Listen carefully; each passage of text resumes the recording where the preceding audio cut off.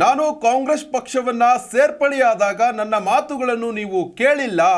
ನಾನು ಮೋದಿ, ಬಿಜೆಪಿ ಹಾಗೂ BSY ವಿರುದ್ಧ ಟೀಕೆ ಮಾಡಿಲ್ಲ ಅಂತ ಸಚಿವೆ ಲಕ್ಷ್ಮೀ ಹೆಬ್ಬಾಳ್ಕರ್ಗೆ ಜಗದೀಶ್ ಶೆಟ್ಟರ್ ತಿರುಗೇಟನ್ನು ಕೊಟ್ಟಿದ್ದಾರೆ. ಟೀಕೆ ಮಾಡೋದು ಬಿಟ್ಟು ನಿಮ್ಮ ಪ್ರಧಾನಿ ಯಾರು ಅಂತ ಹೇಳಿ.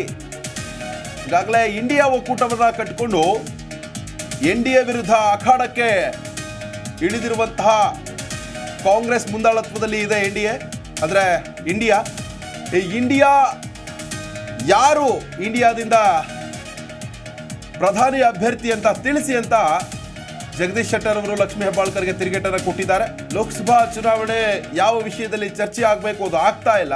ನಾನು ಅವ್ರ ಬಗ್ಗೆ ಟೀಕೆ ಮಾಡೋದಿಲ್ಲ. ಟೀಕೆ ಮಾಡಿ ದೊಡ್ಡವರು ಆಗಬಹುದು ಅಂತ ಅವರು ಟೀಕೆ ಮಾಡ್ತಿರಬಹುದು, ಆದರೆ ನಾನು ಅವರ ವಿರುದ್ಧವಾಗಿ ಟೀಕೆ ಮಾಡಲ್ಲ. ನಾನು ಪ್ರಧಾನಿ ವಿರುದ್ಧವಾಗಿ ಮತ್ತು BSY ವಿರುದ್ಧವಾಗಿ BJPಯನ್ನು ನಾನು ಕಾಂಗ್ರೆಸ್ ಸೇರಿದಾಗ ಟೀಕೆ ಮಾಡಿಲ್ಲ. ಸಚಿವೆ ಲಕ್ಷ್ಮೀ ಹೆಬ್ಬಾಳ್ಕರ್ಗೆ ಈ ರೀತಿಯಾಗಿ ಜಗದೀಶ್ ಶೆಟ್ಟರ್ ತಿರುಗೇಟನ್ನು ಕೊಟ್ಟಿದ್ದಾರೆ.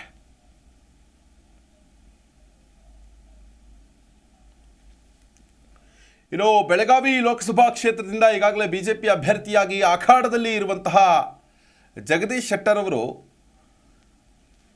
ಕಾಂಗ್ರೆಸ್ಸನ್ನು ತೊರೆದು ಇಲ್ಲಿ ಟಿಕೆಟನ್ನು ಪಡೆದುಕೊಂಡು ಈಗ ಅಖಾಡದಲ್ಲಿರುವಂಥದ್ದು. ಆದರೆ ಕಾಂಗ್ರೆಸ್ನ ಅನೇಕ ನಾಯಕರು ಪಕ್ಷಕ್ಕೆ ದ್ರೋಹವನ್ನು ಮಾಡಿದ್ದಾರೆ. ನಾವು BJPಯಲ್ಲಿ ಅವರಿಗೆ ಟಿಕೆಟ್ ಸಿಗದೇ ಇದ್ದಾಗ ನಮ್ಮಲ್ಲಿ ಕರೆದು ಟಿಕೆಟನ್ನು ಕೊಟ್ಟಿದ್ವಿ, ಆದರೆ ಅವರು ಮತ್ತೆ ಅಧಿಕಾರದ ಆಸೆಗೆ ಬಿದ್ದು ಮತ್ತೆ BJPಯನ್ನು ಸೇರಿಕೊಂಡಿದ್ದಾರೆ. ಅವರಿಗೆ ತಕ್ಕ ಶಾಸ್ತಿ ಮಾಡಬೇಕು ಮತದಾರರು ಅನ್ನೋ ಒಂದು ನಿಟ್ಟಿನಲ್ಲಿ ವಾಗ್ದಾಳಿಯನ್ನು ನಡೆಸ್ತಾ ಇರ್ತಾರೆ.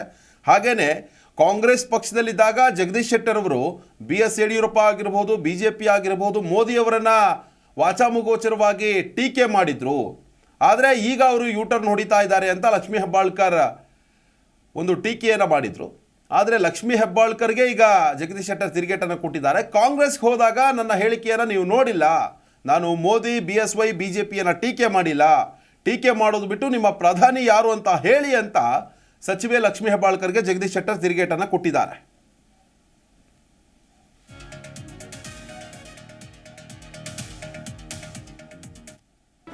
ಜಿ ಕನ್ನಡ ನ್ಯೂಸ್ ಈಗ ನಿಮ್ಮ ಮನೆಯಲ್ಲೇ ನೋಡಿ. ಎಲ್ಲ ಕೇಬಲ್ಗಳಲ್ಲಿ ಈಗ ಲಭ್ಯ.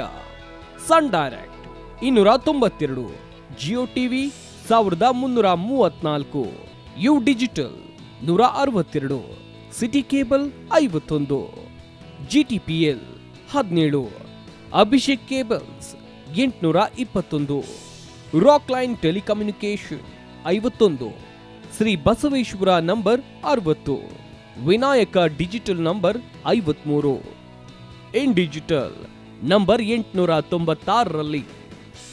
ನಿಮ್ಮಿಸ್ತದ ಜಿ ಕನ್ನಡ ನ್ಯೂಸ್ ನೋಡಿ ಆನಂದಿಸಿ.